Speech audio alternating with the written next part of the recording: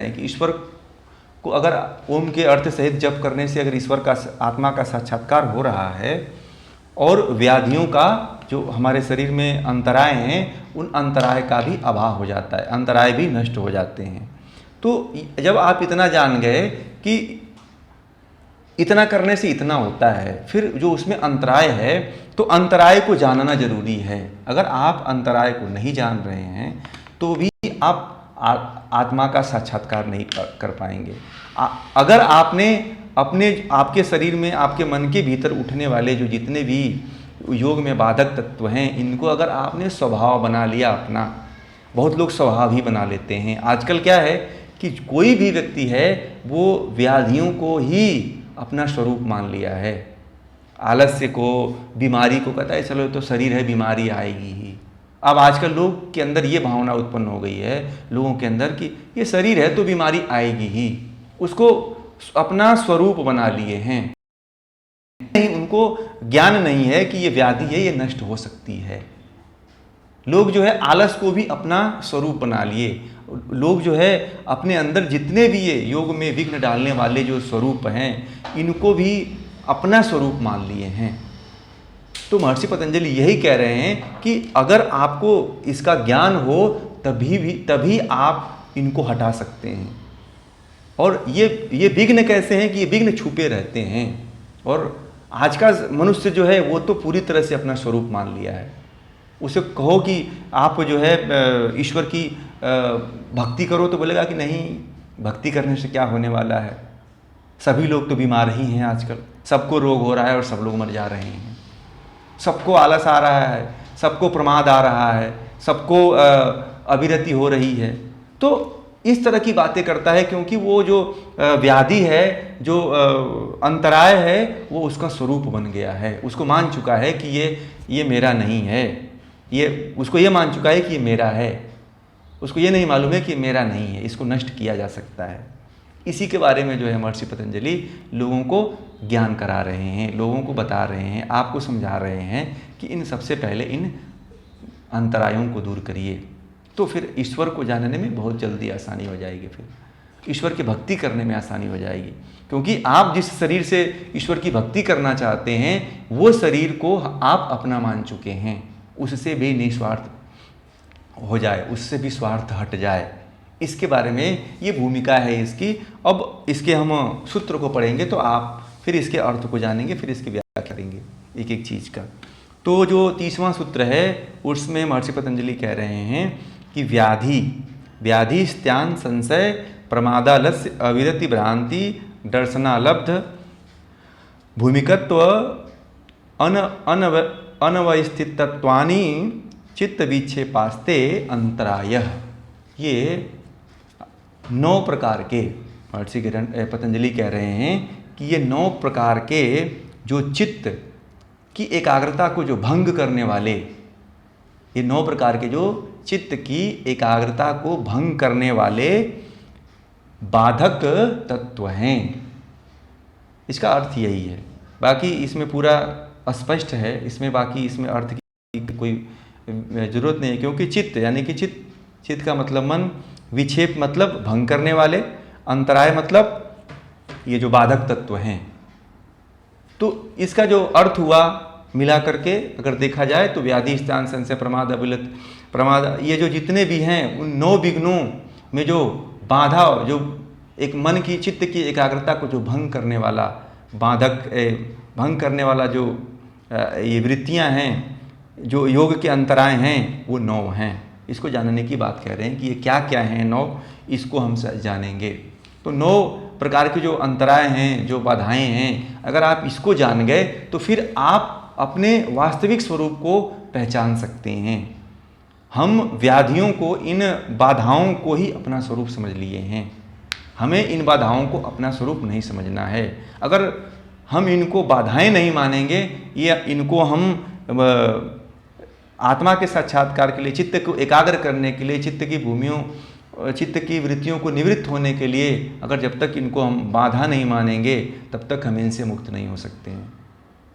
बहुत बड़े बड़े विद्वान लोग भी इन जो वृत्ति बाधाएं हैं इनको अपना स्वरूप मान बैठे हैं और इसको हटाना है।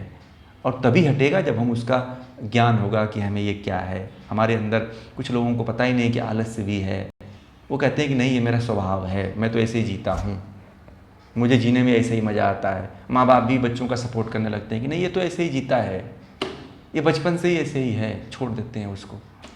जो अब वो वैसे ही जीवन जीने लगता है, वो कहता है कि भगवान ने मुझे ऐसे ही पैदा किया हुआ है और मैं ऐसे ही मर जाऊंगा, क्योंकि माँ बाप ने उसे सपोर्ट कर दिया। माँ बाप उसे कभी ये नहीं ज्ञान नहीं देते हैं कि ये तुम्हारे अंदर बीमारी है, ये बाधक है। अगर ये ज्ञान हो जाए तो फिर उस बाधा को दूर करने की कोशिश करेगा वो, और सामान्य से वो असाधारण भी बन सकता है। तो सबसे पहले जो है व्याधि है, तो व्याधि को हम समझेंगे कि व्याधि क्या है। व्याधि जो है, व्याधि एक तरह से समझिए कि जो हमारे शरीर में 7 धातुएं हैं। व्याधि मतलब व्याधि कैसे होती है, शरीर में जो 7 धातुएं हैं और 3 दोष। जो 7 धातुएं, 7 धातुओं में विषमता आ जाए और दोषों में विषमता आ जाए तो रोग आदि उत्पन्न होते हैं, ज्वर आदि उत्पन्न होते हैं। जो क्या करते हैं, जो समाधि के मार्ग में, जो योग के मार्ग में, योग के अनुष्ठान के मार्ग में बाधा उत्पन्न करते हैं। अगर हम इसका सही तरीके से, अगर हम शरीर को सही नहीं कर रखते हैं, जो 7 धातुएं अगर बिगड़ी हुई हैं हमारी, 7 धातुएं कौन कौन सी हैं, रस, रक्त, मांस, मेद, अस्थि, मज्जा, वीर्य, ये 7 धातुएं हैं। अगर 7 धातुओं में कोई भी धातु बिगड़ गई है तो शरीर स्वस्थ नहीं रह सकती है, शरीर में कोई ना कोई बीमारी उत्पन्न होगा, कोई ना कोई रोग उत्पन्न होगा। और अगर इसके साथ साथ दोष भी बिगड़े हुए हैं, वात, पित्त, कफ, ये 3 दोष होते हैं। इन 3 दोषों को भी मैंने पीछे भी जिक्र कर चुका हूँ इसके बारे में। तो अगर ये तीनों दोष बिगड़ते हैं तो शरीर में बीमारी पैदा होती है और इसी को व्याधि कहा जाता है। धातु के 7 धातुएं और 3 दोष नामक अंतराय उत्पन्न होता है शरीर में। तो वो कहते हैं कि शरीर को स्वस्थ रखना चाहिए, सप्त धातुओं को स्वस्थ मेंटेन रखना चाहिए, बैलेंस रखना चाहिए। ये कब होगा कि जब हम अच्छी तरह से भोजन करेंगे, अच्छी तरह से डाइट लेंगे, अच्छी तरह से ऋतुचर्या का, दिनचर्या का पालन करेंगे, आहार विहार का पालन करेंगे, जीवन शैली का सही रूप से पालन करेंगे, तो ये हमारे 7 धातुएं पुष्ट रूप में रहेंगी, शुद्ध रूप में रहेंगी।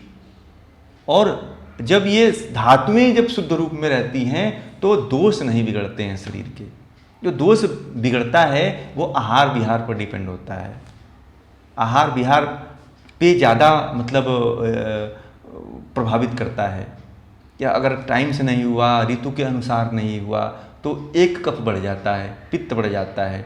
जिस ऋतु का भोजन है उस ऋतु में न लेकर के हम दूसरे ऋतु में लेते हैं तो भी बीमारी उत्पन्न हो जाती है, तो भी वो दोष बढ़ जाता है। जैसे अभी बरसात का समय चल रहा है तो बरसात के समय के जो सब्जियां हैं, जो फल हैं, आप उसको ना खा करके ठंडे के मौसम का अगर सब्जियां या गर्मी के मौसम के फल और सब्जियां खाएं तो उस गर्मी के मौसम के जो गुण हैं वो दोष धातु में दोष आता है। फिर धातुओं के बाद जो है हमारे दोष हैं उनमें दोष विकृति उत्पन्न हो जाती है, तो इसलिए रोग उत्पन्न होता है। हमें पता ही नहीं होता है कि कौन से फल किस मौसम में खाना चाहिए, कौन से सब्जी किस मौसम में खाना चाहिए।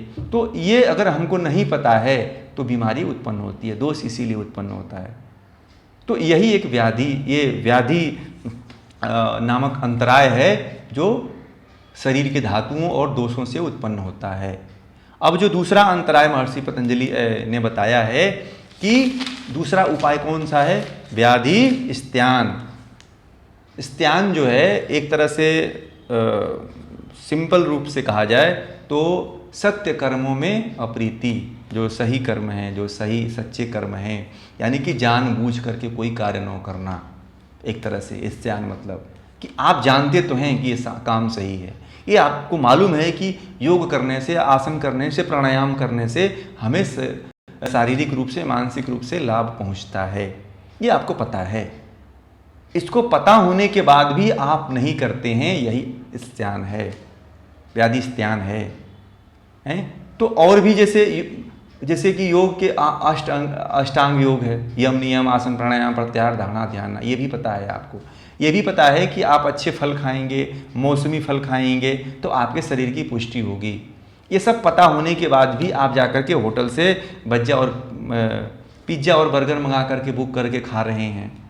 तो जानबूझ करके अगर किसी चीज़ को गलती कर रहे हैं तो वो इस्त्यान के अंतर्गत आती है, वो भी एक व्याधि है, वो भी एक बाधक तत्व है योग के मार्ग में। जानते हुए भी आप किसी चीज़ को नहीं करते हैं तो ये बाधक होगा। अगर आप सही रूप से जानते हैं, जानते हुए भी कोई पाप कर्म करते हैं तो उसका फल भुगतना पड़ता है। जो व्यक्ति नहीं जानता है अगर वो करे तो बात समझ में आती है कि चलो, अगर उसको ज्ञान नहीं पता है तो उसको ज्ञान दिया जाए, और ज्ञान देने के बाद भी उसको जानकारी हो गई, अगर जानकारी होने के बाद फिर वो ऐसा कर्म करता है तो फिर वो इस जो इस्त्यान नामक बाधक तत्व है योग में, उसका शिकार हो जाता है वो, और वह उसको पता भी नहीं चलता है और उसके जीवन में बाधा उत्पन्न करने लगता है और धीरे धीरे उसका स्वभाव बन जाता है। कह रहे छोड़ो कौन करेगा, लोग यही कहते हैं, ये तो सब पुस्तकों की बातें हैं, ये दूसरे लोगों की बातें हैं। जो योग में साधना करने वाले लोग हैं वो दूसरे तरह के लोग होते हैं, हमारा स्वभाव तो ऐसा नहीं है, मैं ऐसा नहीं हूँ, मैं नहीं, मुझे इससे लेना देना नहीं है, इस तरह की बातें करके उस चीज़ को टाल देना, यानी कि जानबूझ करके उसमें अकर्मण्यता दिखाना, जानबूझ करके उसको न करना, ये है इस्त्यान नामक बाधक तत्व। तो ये सारी चीज़ें, ये जो दो बाधक तत्व है ये भी अंतराय के अंतर्गत है, इसको भी दूर करने की कोशिश करिए। आप जानते हैं कि ये सही है फिर भी आप गलत कर रहे हैं, झूठ बोलते हैं। ये जानते हैं कि ये पेन है फिर इसको बोल रहे हैं कि लकड़ी है, तो आप योग के आप अपने जीवन में बाधा उत्पन्न कर रहे हैं। आप जो, अगर ये पेन है तो पेन ही कहिए, जानबूझ करके कभी गलती मत करिए, जानबूझ करके कभी झूठ मत बोलिए, जानबूझ करके कभी किसी की बुराई मत करिए, जानबूझ करके किसी का बुरा मत सोचिए, क्योंकि आप उसका कर्म भुगतना पड़ता है, उसका फल भोगना पड़ता है। उसको करते हैं तो उसका पाप आपको लगता है, और आपके जीवन में जो सफलता प्राप्त करनी है वो भी नहीं प्राप्त कर पाते हैं। आपको तो प्रभावित करता है, आपके आने वाले भविष्य में आपके जीवन में जो कर्म है, कर्म का जो फल है उसको भी भुगतना पड़ता है। देखिए कितनी बड़ी समस्या आती है। तो इस्त्यान नामक जो बाधा है उससे दूर होना है। फिर जो है संशय, संशय का मतलब ये समझ लीजिए किसी वस्तु के बारे में दो तरह का ज्ञान होना। संशय मतलब किसी भी वस्तु के बारे में दो तरह का ज्ञान अगर आपके अंदर है तो ये क्या आता है, ये संशय नामक बाधा है। आपने मान लिया, जैसे आपने ये समझ लिया कि एक उदाहरण है कि जैसे कि संशय यह है कि मैं योग कर रहा हूँ, पता नहीं समाधि मिलेगी कि नहीं मिलेगी। मैं यहाँ से रास्ता एक हमको बता दिया गया, आपको बता दिया गया कि ये रास्ता पकड़ो आप चले जाओगे दिल्ली। आपको संशय हो रहा है पता नहीं जाऊँगा कि नहीं जाऊँगा, छोड़ो कौन जाएगा। मन में दो भाव आ गए कि एक तो जाऊँगा, फिर पता चले कि जाऊँगा तो पहुँच पाऊँगा कि नहीं। हो सकता है कि चोर में रास्ते में चोर डाकू हों, वो समस्या उत्पन्न कर दे। तो संशय उत्पन्न हो गया कि नहीं जाऊँगा तो पहुँच पाऊँगा कि नहीं पहुँच पाऊँगा। इस तरह के दो विचार अगर उत्पन्न हो जाते हैं, दो संशय उत्पन्न हो जाते हैं, तो संशय कभी भी नहीं रखना चाहिए। आप अगर कोई कार्य करना चाहते हैं तो उसके प्रति एकदम स्ट्रेट होना चाहिए, सीधा होना चाहिए कि नहीं ये काम करना है तो करना ही है। अब इसमें कोई भी बाधा होगी, कोई भी समस्या आएगी तो इसको निपटते हुए ही उससे पूरा करेंगे।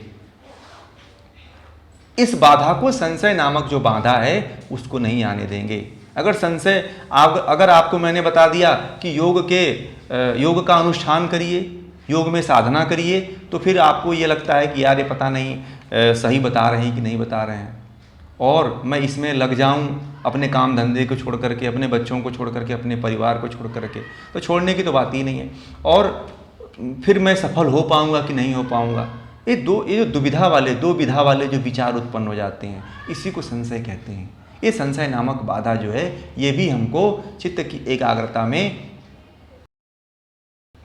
ईश्वर के योग के अनुष्ठान करने में, ईश्वर को की भक्ति करने में जो है ये बाधा उत्पन्न करती है। तो इस तरह का विचार हमें नहीं करना चाहिए, इस तरह का जो है अंतराय को अपने भीतर नहीं पालना चाहिए। अगर इस तरह की बात आती है तो समझिए कि आपके अंदर जो है अंतराय है। वो बाधा है। और अपने आप को बताने का प्रयास करिए कि हमारे अंदर अंतराय है। हम पढ़ तो लेते हैं, सुन तो लेते हैं, मगर हम अपने ही मन को नहीं बता पाते हैं कि अंतराय है। हम ही उसमें जीने लगते हैं, अपने जीवन को उसमें ढाल लेते हैं। फिर जो है अगला जो है वो संशय के बाद जो है चौथा जो है बाधक है वो है प्रमाद।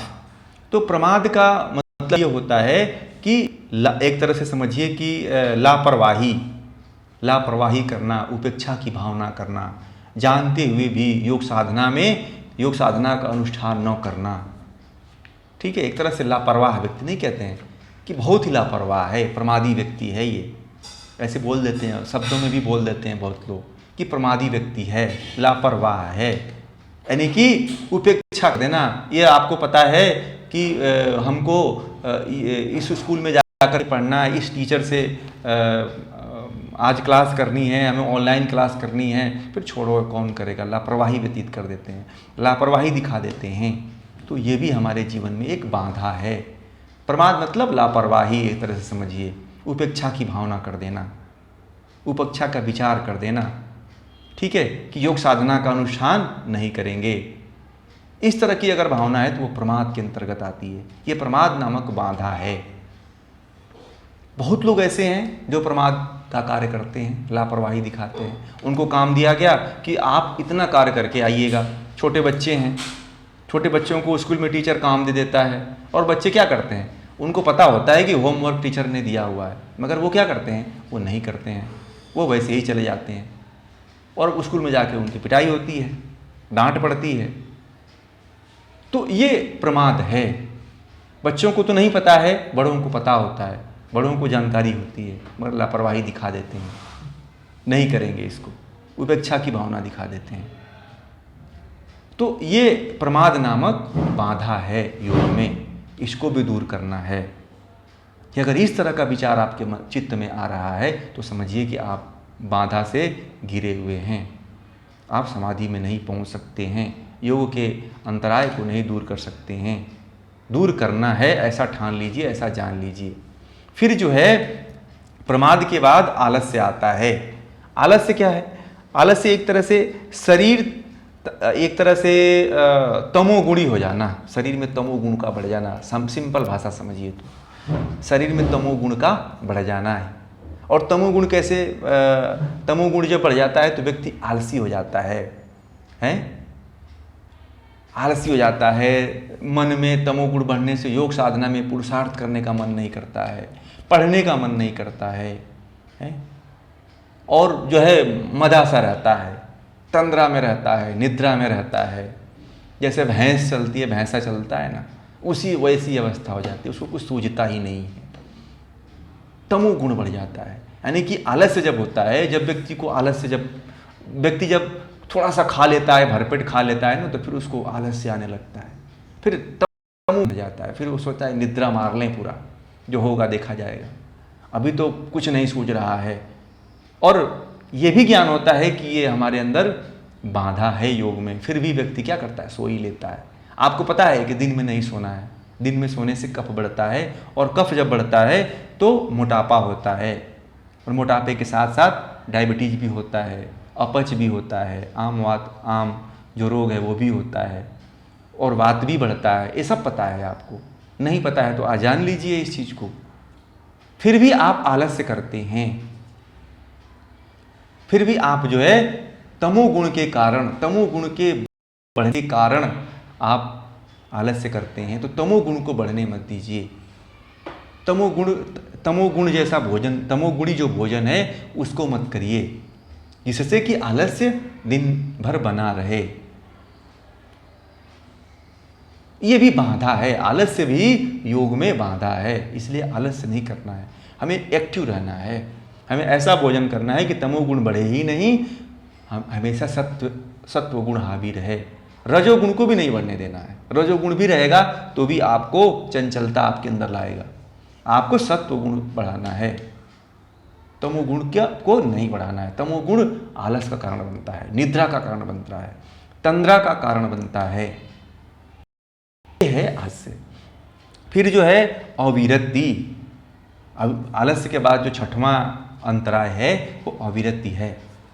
अविरति का मतलब होता है कि मन में सांसारिक विषयों के प्रति, जैसे सांसारिक विषय क्या है, रूप रस गंध स्पर्श है, शब्द हैं, इनको भोगने की इच्छा मन में बनी रहे, बना रहना कि मुझे ये चाहिए, मुझे आम खाना है, मुझे ये इस होटल में ये जाके के पकवान खानी है, मुझे इस फूल का गंध लेना है, कर्मेंद्रियां हैं, मुझे इसके साथ भोग करना है, मुझे ये इस तरह का नाच करना है, और तमाम तरह के जो भी विषय भोग के इंद्रियों के द्वारा, कर्मेंद्रियों के द्वारा जो है मुझे काम पिपासा करनी है।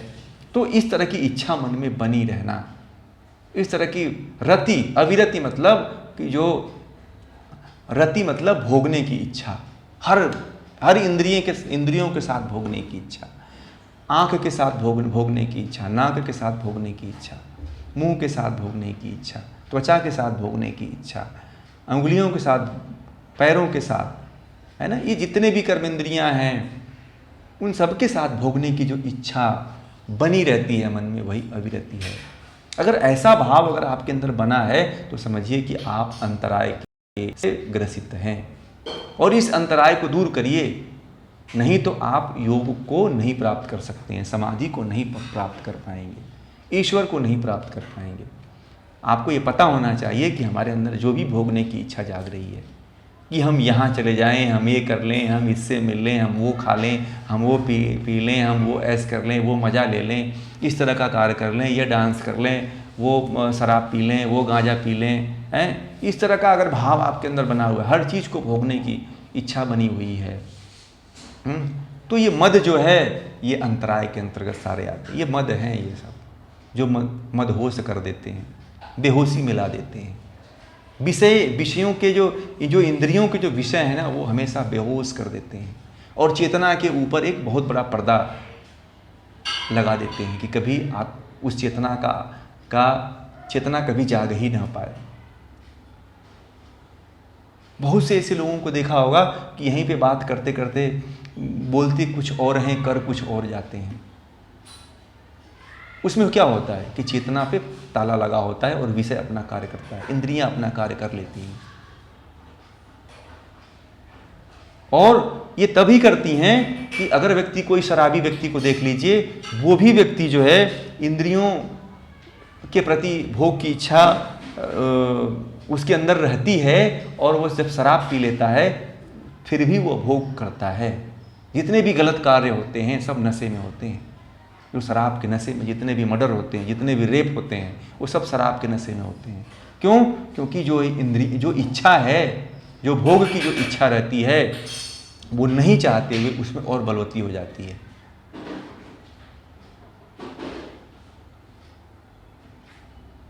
तो हमें जो है ये जान जाना है कि इंद्रियों के जितने भी विषय हैं और इन विषयों को भोगने की इच्छा अगर उत्पन्न हो रही है तो हम समाधि नहीं प्राप्त कर पाएंगे। तो अब ये जानना है कि ये विषय जब कोई उठे तो समझिए कि ये बाधक तत्व है। अब उसकी इच्छा मत रखिए कि हाँ मौका मिलेगा तो भोग लेंगे, ये जीवन है, चलो यार सब करना चाहिए, इस तरह का भावना नहीं रखना चाहिए। अभी हम कोई साधु सन्यासी थोड़े हो गए, अभी तो जीवन है, अभी बहुत बड़ा जीवन पड़ा हुआ है भोगने के लिए। इस तरह का विचार अगर आप रखते हैं तो वो संस्कार बन जाएगा। भोग भोगने के बाद भोग का संस्कार अगर रह गया तो फिर आपको बाधा उत्पन्न करेगा। इसलिए ये अविरति जो है अपने भीतर नहीं लाना है। अविरति नामक जो अंतराय है उसको नहीं लाना है। अगर लाते हैं अगर आप, तो फिर आपको उन विषयों का, उसके जो संस्कार हैं आपको योग के मार्ग में बढ़ने नहीं देंगे। फिर जो है अविरति के बाद जो अगला जो सातवां जो अंतराय है वो भ्रांति दर्शन है। भ्रांति दर्शन मतलब उल्टा ज्ञान, मिथ्या ज्ञान, अविद्या, जिसको अविद्या कहते हैं। मिथ्या ज्ञान मतलब अविद्या। चेतन को अचेतन समझना और अचेतन को चेतन समझना, जड़ को चेतन समझना, चेतन को जड़ समझना, उल्टा। उसका एकदम पूरा उल्टा ही समझना। मैं पुरुष हूँ तो मुझे देख करके स्त्री समझ में आए, और वो पुरुष है, वो स्त्री है और उसको देख करके पुरुष समझ में आए, तो ये उल्टा ज्ञान है, ये भ्रांति ज्ञान उसके अंदर बना रहे। उसको ये पता ही नहीं रहे कि ये ईश्वर है, ये आत्मा है, ये प्रकृति है, ये इंद्रियां हैं, मन है, ये विषय हैं, उसको ये पता ही नहीं चलता है। सबको एक ही तराजू से तोलता है कि नहीं बस एक ही है, ये सब इंसान हैं। तो वो किस में है? वो अंतराय में जी रहा है अभी। उस तरह का अगर कोई व्यक्ति है तो अज्ञानी है वो, उसके अंदर ज्ञान नहीं है, उसे उल्टा चश्मा लगा के रखा हुआ है, सबको उल्टे चश्मे से ही देख रहा है वो। तो अगर आप इसको जब तक भ्रांति ज्ञान अगर आप अपने भीतर से नहीं हटाते हैं, तब तक आप अंतराय को नहीं हटा पाएंगे और योग तक नहीं पहुंच पाएंगे। तो ये भी अंतराय है, इसको भी आपको हटाना है। फिर जो है भ्रांति दर्शन के बाद जो है अलब्ध भूमिकत्व आता है। अलब्ध भूमिकत्व समाधि का प्राप्त न होना, समाधि की प्राप्ति न होना। ये क्यों होता है? अब जैसे समाधि की प्राप्ति तभी होगी जब आप ईश्वर प्रणिधान, जैसे साधना है उसको आप साधेंगे, ईश्वर प्रणिधान तक आप पहुँचेंगे, है वो तो कर ही नहीं पाते हैं। अब वहाँ तक पहुँचा हुआ व्यक्ति भी, समाधि तक पहुँचा हुआ व्यक्ति भी नहीं पहुँच पा रहा है। समाधि को जानता है कि संप्रज्ञात समाधि है, संप्रज्ञात समाधि है, यानी कि वहाँ तक पहुँचा हुआ है, इंद्रियों को बस में कर लिया, यम नियम तक को प्राप्त कर लिया है, यानी कि अष्टांग के 1-2 स्टेप तक पहुँच गया है, आसन को कर साध लिया है, प्राणायाम को भी साध लिया है। फिर जो है वहाँ तक नहीं पहुँच पा रहा है। तो यही जो है अलब्ध भूमिकत्व है, यानी समाधि की प्राप्ति न होना। बार बार प्रयास तो कर रहा है वो, पर कहीं ना कहीं अंतरायों के कारण जो है वो नहीं पहुंच पा रहा है, उसकी पूरी चित्त की वृत्तियां जो है निरोध नहीं हो पाई हैं, कहीं ना कहीं बाधा है उसके अंदर। तो इस तरह की भी अगर कोई भावना किसी साधक के, किसी योगी के अंदर एक उत्पन्न हो रही है कि समाधि को नहीं प्राप्त कर पा रहा है, योग को नहीं प्राप्त कर पा रहा है, तो ये अलब्ध भूमिकत्व के अंतर्गत आता है। चाहे जो अष्टांग योग में जितने अष्टांगिक मार्ग हैं, योग मतलब समाधि, यानी कि समाधि कैसे प्राप्त की जाएगी? अष्टांग योग का साधन करने से, योग का साधन करने से। तो अगर उसको नहीं प्राप्त कर पा रहा है तो वो किस में आएगा? अलब्ध भूमिकत्व में आएगा। समाधि की प्राप्ति नहीं कर पाना, अर्थात योग को नहीं प्राप्त करना, योग नहीं सीख पाना, योग को जी ही नहीं पा रहा है, तो वो भी अंतराय है। जो व्यक्ति नहीं जी पाता है, नो कर नहीं पाता है, आलस करता है, तमाम जो समस्याएं ऊपर की सब आ जाती है इसमें। फिर जो है अनवस्थित तत्व जो है, अनवस्थित तत्व जो है वो है समाधि प्राप्त होने के बाद, प्राप्त होने पर पुनः प्राप्त न कर पाना। ठीक है, इसमें तो था कि समाधि की प्राप्ति नहीं होती है, अब इसमें तो ऐसा है कि वो साधक, इसमें तो व्यक्ति संप्रज्ञात समाधि तक पहुंचा हुआ व्यक्ति, पहुंच गया व्यक्ति समाधि तक, समाधि को प्राप्त कर लेने वाला व्यक्ति फिर जो है उस समाधि को नहीं प्राप्त कर पा रहा है। क्यों? क्योंकि उसने जब समाधि को प्राप्त कर लिया तो फिर वो सिद्धियों में उलझ गया। सिद्धियां ही बाधक हैं। बहुत से आजकल जो संप्रज्ञात समाधि में पहुंचे हुए साधु हैं, महात्मा हैं, योगी हैं, वो सिद्धियों में उलझ जाते हैं, फिर अपना चमत्कार दिखाने लगते हैं। तो ये भी एक व्याधि है सिद्धियों में। विभूतिपाद में आप पढ़ेंगे, सिद्धियां भी एक तरह से व्याधि हैं। ये भी योग में उस परमपिता परमेश्वर का साक्षात्कार करने में एक बाधा है। क्यों? वो इसी कारण नहीं प्राप्त कर पाता है कि वो प्रदर्शन में ही अपने चित्त को विक्षेप कर देता है, चित्त को भंग कर देता है और पुनः से समाधि प्राप्त नहीं कर पाता है। वो इसलिए नहीं कर पाता है कि उसका मन जो है लोकेशणा में फंस गया। जब लोकेशणा में फंस गया तो फिर वो प्रदर्शन ही करेगा। प्रदर्शन कोई अपना मुख्य जीवन मांगेगा, पर प्रदर्शन कोई अपना मुख्य कार्य मानेगा। अगर इस तरह का कोई व्यक्ति करता है तो वो अंतराय के अंतर्गत आता है। ये 9 अंतराय हो गए। अगर आप इन 9 अंतरायों का अपने जीवन में जान करके इनको नहीं हटाते हैं, नहीं इसको दूर करते हैं, इन बाधाओं को नहीं समझते हैं, तो आप जो है योग को यानी कि समाधि को नहीं प्राप्त कर पाएंगे। और जब समाधि को नहीं प्राप्त कर पाएंगे तो आप ईश्वर का साक्षात्कार नहीं कर पाएंगे। आत्मा का जो अंतर आत्मा है उसका भी साक्षात्कार नहीं कर पाएंगे। और अंतर आत्मा का साक्षात्कार तो अभी पहला स्टेप है। जो अंतिम और परम जो लक्ष्य है हमारा वो ईश्वर का साक्षात्कार है। वो तो बड़ा मुश्किल कार्य है जब तक कि इस अंतराय को आप नहीं नष्ट करते हैं। तो अंतराय को जानिए, अंतराय को समझिए। सबसे पहले जो कष्ट होता है, जो बाधा है, उस बाधा को समझिए। बाधा को नहीं समझते हैं तो फिर आप जो है, आप अगर बाधा को नहीं समझते हैं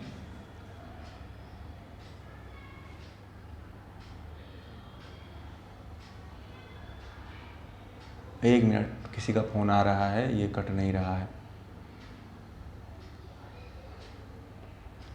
तो अगर आप बाधा को जान गए तो फिर बाधा को दूर भी कर सकते हैं। जो बाधा को ही नहीं जानता है, बाधा को ही अपना स्वरूप मान लिया है कि मैं तो आलस्य करता हूँ तो ये मेरा स्वभाव है, मैं बचपन में जब पैदा हुआ था तो मैं ऐसा ही हूँ।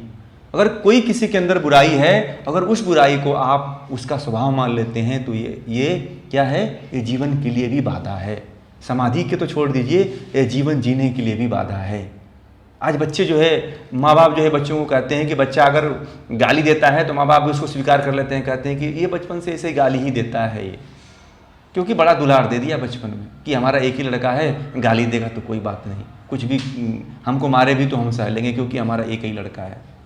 उसको दूर करने की कोशिश नहीं किया और उसका गाली देना उसका स्वभाव बना लिया। जब वो बड़ा होगा तो फिर ऐसे ही आपने तो झेल लिया, दूसरा व्यक्ति नहीं झेलेगा। हो सकता है कि उसकी प्रतिक्रिया कर दे तो मार काट होगी, फिर वो झगड़े झंझट में फंसेगा, फिर जेल में जाएगा, फिर फांसी तक चला जाएगा। तो अंतराय को समझिए और समझाइए कि क्या क्या अंतराय हैं, लोगों को बताइए, अपने परिवार में समझाइए, तो आपको अपने जीवन में भी इसको सफल कर सकते हैं, जीवन के परिप्रेक्ष्य में भी इसको लागू कर सकते हैं। कोई भी जो बाधाएं हैं, जो वृत्तियां हैं, वो उसको स्वभाव मत बनने दीजिए अपना। आज की सबसे बड़ी समस्या है कि हम इसको अपना स्वभाव मान लेते हैं, हम इसको आदत बना लेते हैं। तो ऐसा नहीं बनाना है, हमें इनको दूर करके आत्मा को जानना है, समाधि तक पहुंचना है, उसके बाद जो है परमात्मा का साक्षात्कार करना है। तो आज का विषय जो योग के 9 अंतराय हैं यहीं पे समाप्त होते हैं। आप सभी लोगों का बहुत बहुत धन्यवाद, बहुत बहुत आभार कि आप लोग इतने तन्मयता के साथ अब तक बने रहे।